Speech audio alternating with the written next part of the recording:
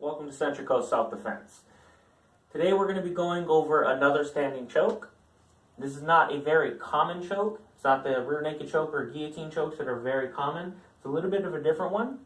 You can call it a baseball choke or like a cross collar choke. It's very similar because those chokes require somebody to have a gi, a hoodie, something like that. This, what I'm going to show you, you can do it with absolutely nothing. So if they have a t-shirt on, it'll work for you. The way you're going to do it, you're going to get into very similar to the Muay Thai clinch here.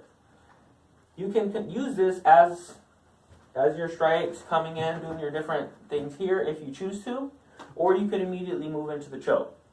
The way you're going to do it is whichever arm you want, you're going to turn as if you're a waiter holding a plate. When you turn, you're going to sink just a little bit. So you're going to be here, and then you're going to turn, and you're going to have this grip. So you'll be here, turn down, and this is going to grip just like this. When you're actually applying the choke, it may open a little bit, but you want to make sure you keep a firm grip. And from here, you're going to be bringing your elbows together. The neck will be in this tiny little spot there you can see, and you'll see how it closes it off to a very, very small spot. So obviously you won't be able to close it that tightly because the neck's going to be in the way. And that's what's going to be choking on. So you'll be here with the grip, and then whenever you choose to do it, you can do it either way, but you're going to make that turn, move this way, and turn to the side.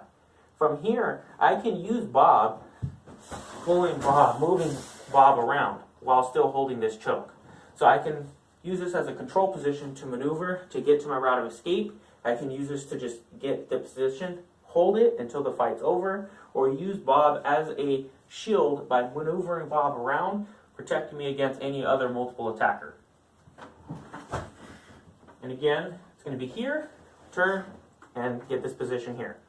So the way to prevent it from being escaped or countered is going to be from this position. There's pretty much going to be two effective techniques that they're going to try to do.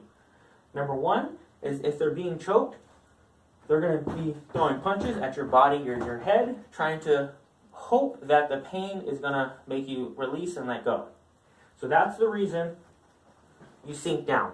When you're sinking down like this, you're trying to keep your ribs contracted a little bit so that if you take a punch to the ribs, it's not going to be as powerful. I mean, you can take more damage, so it's not going to hurt as much.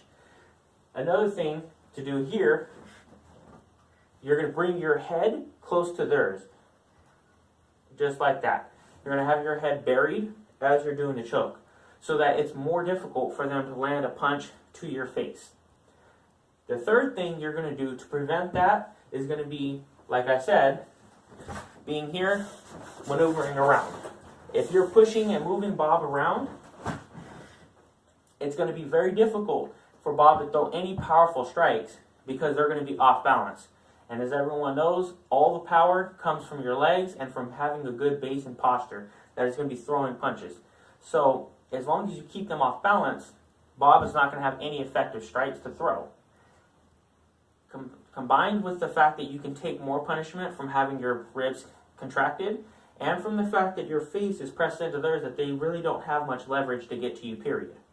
It's going to make it very difficult for Bob to throw any effective strikes that'll break that grip. The second effective technique that Bob can do to try to break this grip is to come in for a takedown. So if I'm choking Bob here, Bob may try to grip around my hips and come in for a takedown. If that happens, do not let go of the choke. You can keep this choke here, even through a takedown. You can still hold this. So if he were to take me to the ground, what Bob would want to do is to move into either a mounted position or even my guard. That is not something I want, because if Bob is in a mounted position, obviously I'm in a world of trouble. If Bob is in my guard, then yes, I have some defenses from there, and I could do some other things. I could move on to a different technique, but that's not necessarily what I want to do. So if Bob were to try to take me down, what I'm going to want to do is bring whatever foot is closer to Bob. So in this situation, it's my right leg. I'm going to bring my right leg forward as Bob goes down. Now, You could do this, bring this here, step, and then try to come in for like a hip toss so that you could end up on top. If Bob were to take you to the ground and it wasn't much of a throw, it was just a falling down, you could try to use that same momentum and that leverage to push off of the floor to roll into being on top.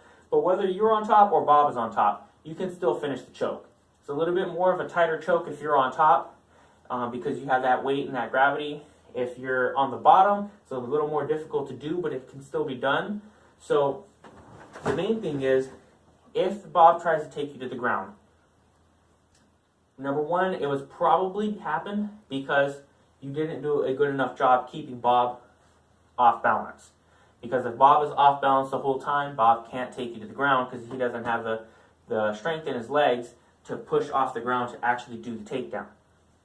So if that happened, keep the grip, keep your leg over, and don't allow Bob to move into your guard or your mounted position.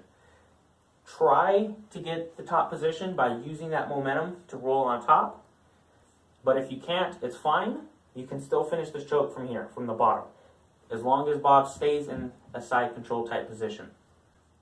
Thank you for watching Central Coast Self-Defense. Please make sure you like and subscribe to the video. And we're going to be doing a couple more standing chokes for you. If you have any questions or comments, please leave them in the comment section below. I would love to respond to them for you. Thank you.